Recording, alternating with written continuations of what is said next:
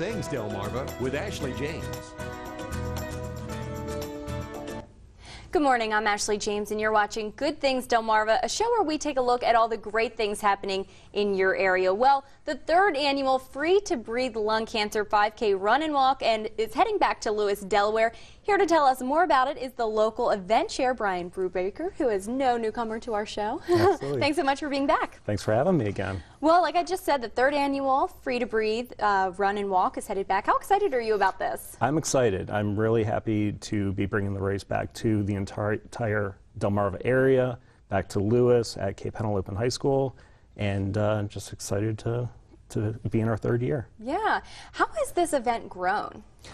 It's actually grown tremendously, and you know, people forget that we're part of a much bigger picture. In 2011, we were one of 37 events. This year in 2012, we're actually one of 43 events being held nationwide. Wow. Now, you just got back from the Free to Breathe annual meeting in Wisconsin. Tell us a little bit about that. Well, it was really great. It's a chance for all of the organizers from across the country get back together. Lots of smiling, crying, brainstorming, more crying, things like that. It's a chance for us to all see where we've been, where we need to go, what the advances in lung cancer research has brought us, and just it's a great thing. Right. Now, there's a lot of misconceptions about lung cancer, as you know. What are some of those? Well, the number one thing is that people think that lung cancer only affects smokers, and unfortunately, that's not the case. The message that we try to bring across is that anyone who has lungs can get lung cancer.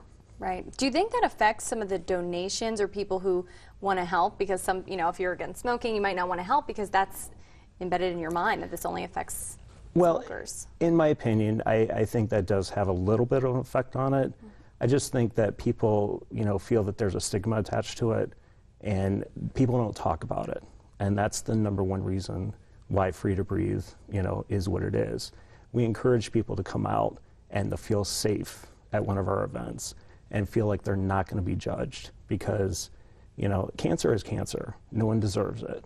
So, you know, that's why Free to Breathe is here. That's why we're trying to get it out there to the public. Right. Do you know what the statistics are for the, you know, smokers versus non-smokers? About 20% of those diagnosed with lung cancer are non-smokers. Wow. Now, why is it so important for people to be informed about this?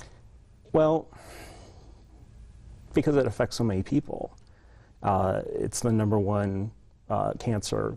I hate using the word killer, but it does take more lives than breast, colon, prostate cancers combined. And I think that's a fact that a lot of people forget about, or even shocked when they, when they hear that. I know I certainly was shocked when I heard that. You know, I've been touched several times with lung cancer. I actually just lost another family member back in January to lung cancer. So why is that so high? It's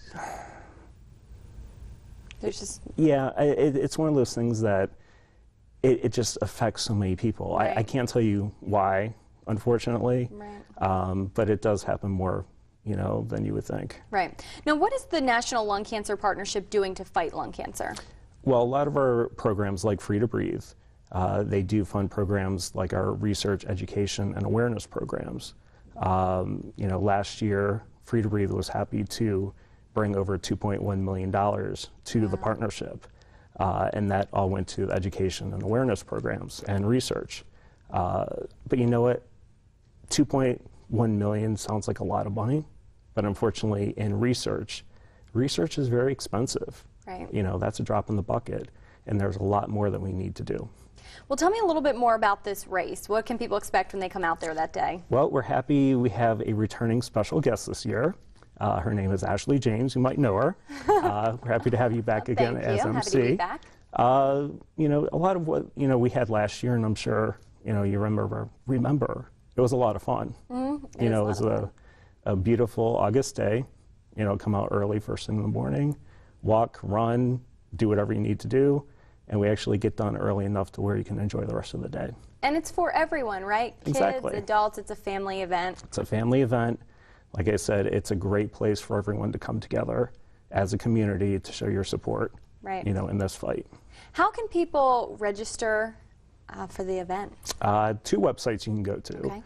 You can either go to freetobreathe.org/Delmarva, or you can check out our Facebook page at facebook.com/freetobreathedelmarva. Very easy. Well, Yes. if you can't make it out to the race, can you still donate to the great cause? Absolutely, and we definitely welcome that. You know, donations are always accepted year-round.